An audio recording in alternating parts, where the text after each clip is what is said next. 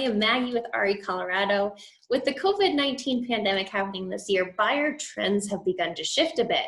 In particular, buyers are looking for larger homes with more space for maybe virtual learning, an office or two to work from home, and of course, bigger yards so everyone can enjoy the outdoors. This need for additional space is drawing buyers to the cities surrounding the Denver metro area. And so the question begins to arise, what are the top 10 metro area cities that give buyers the most bang for their buck? Or in other words, the most home for the lowest price. This all comes down to a ratio between size and price.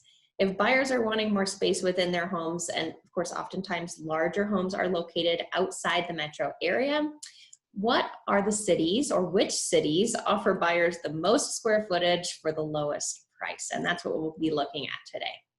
In order to determine these top 10 cities, we're going to be analyzing Denver metro cities with populations that are greater than 40,000. This gives us a baseline to look at populations that are a little bit larger and have more listing criteria, more listing information to look at.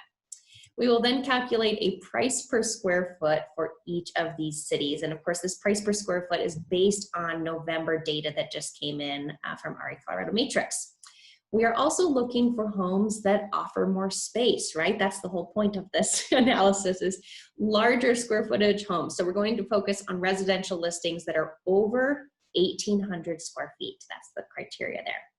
And last, we're going to compare that price per square foot for each of the metro area cities that meet our 40,000 population criteria to determine which locations give buyers the most home or the lowest price. I do want to caution you that this analysis is not necessarily telling us the most affordable cities around Denver. Instead, it's telling us where buyers can get the largest square footage for the lowest price. It's a ratio, okay? So this is comparing those qualifying cities against one another, and we'll go through that in a little more detail in just a moment. So without further ado, let's start the countdown for the top 10 Denver area cities that give buyers the most home for the lowest price. Coming in at number 10, we have down south, Highlands Ranch. Number 9 is Littleton. Centennial at number 8. Parker at number 7. Number 6 is Thornton. Westminster at number 5. Castle Rock at 4. Brighton at number 3. Aurora at 2. And finally, Commerce City at number 1. Very interesting, huh? I also took the price per square footage amount for each of these top 10 cities and put them on a chart so you can see the numbers for those November closings.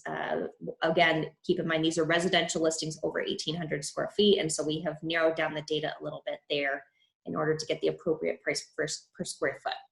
You'll see at the far right, I also added a column for Denver because this is interesting to compare the price per square foot for those Denver listings as compared to the suburban areas around the metro area, right? So that's where they become more affordable and you can get more home. Now, the next aspect we might want to discuss is that it's great to see the top 10 cities that offer more home for less, but which of these cities actually have available inventory for your buyers to choose from? Because of course, inventory shortages have been an ongoing challenge this year and a point of discussion for many, many months. So I have one more top 5 list, which tells us which cities around the Denver metro area had the highest count of new listings in the month of November. So essentially, which ones will actually have inventory for your buyers to choose from, and hopefully multiple homes for your buyers to choose from. So here's our top 5 list. Coming at number 5 for available inventory is Thornton. At number 4, Parker. Castle Rock at number 3. Littleton at number 2. And number 1, Aurora. Again, here are those cities on a chart so you can see the count of new listings as compared to one another. Again, this is just for the month of November, and again, just for residential listings that had over 1,800 square feet. I also added a column for the city of Denver so you can see the count of properties in comparison there. Did you find any of this interesting? Well, I certainly hope you did, because you have a variety of resources that are available to you through REcolorado and your subscription. If you want to generate your own market statistics, REcolorado Matrix is a great place to start because you can really customize the stats that are available and, of course, the data and how you can present it to your clients. We also have a fantastic stats tool called InfoSparks and Fast Stats, and this is accessible from your Connect dashboard. If you need more guidance on how to utilize or generate market statistics, we have multiple classes with our training team. And again, remember, all of our classes are held virtually through webinars right now, so they couldn't be more convenient to take online. One of my favorite is market intel, and of course, how do you keep in touch with your clients and nurture your farm area for your real estate farm territory. Don't forget that our customer care team is always available to you 6 days a week. If you have questions on market statistics or any of the other products that are offered by REcolorado, we are always here to guide you through those questions.